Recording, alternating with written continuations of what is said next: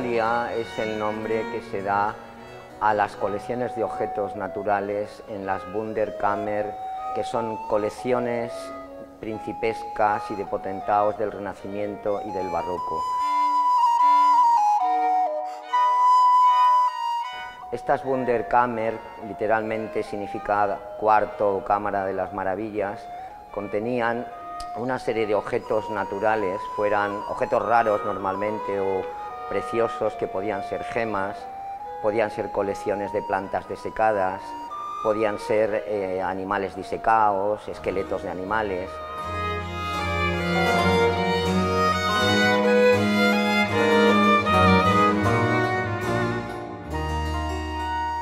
Considerando que el museo fuese una Wunderkammer, o sea, una cámara de las maravillas, que lo es, la exposición reúne la relación de los artistas con la naturaleza, incluyendo dos temas que las Wunderkammer no incluían. Uno, la naturaleza humana, a través de la pintura del desnudo, las academias, es decir, la pintura de lo humano, y los paisajes, pero los paisajes desprovistos de la actividad humana, es decir, paisajes que no tienen construcciones, que no tienen carreteras, que no tienen intervenciones que lo cambien.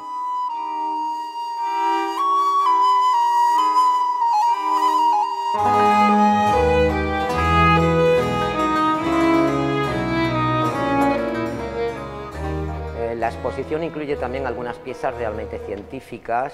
préstamos de la Universidad Literaria a través del Departamento de Zoología,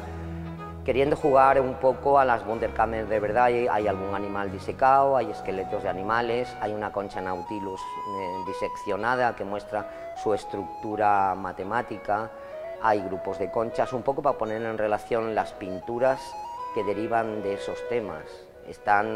También están a veces situadas en la exposición esculturas de animales junto al esqueleto de ese animal o ese animal o un animal parecido disecado, metidos en un paisaje por los que esos animales quizá podían correr.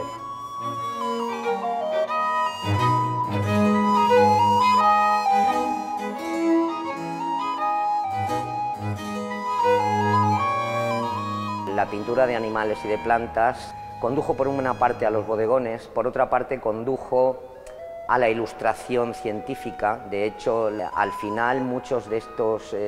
ilustradores botánicos se dedican precisamente a eso, a ilustrar manuales científicos, que es un momento donde el arte y la ciencia van de la mano. La ciencia procede de la observación directa de la naturaleza, no había otros medios.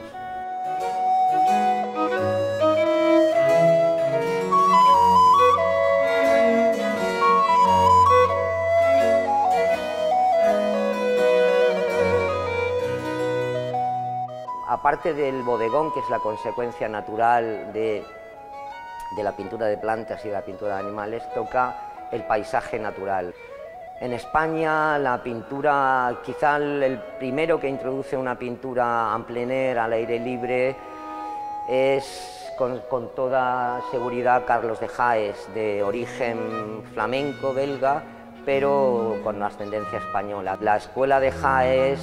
sobre todo en el siguiente paso, produce los mejores paisajes de nuestro siglo XX, que yo creo que son los de Muñoz de Graín, hasta ahora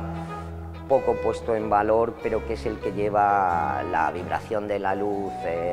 los adelantos que ha visto entre los simbolistas o entre los wagnerianistas alemanes al extremo. En esta exposición hay unos cuantos, 6 o 7 Muñoz de Graín, que nos parece básico en esa evolución, pero también hay paisaje de la escuela catalana, también importante en el tema, y también hay paisajes de Beruete, que es otro de los grandes pintores al plein air.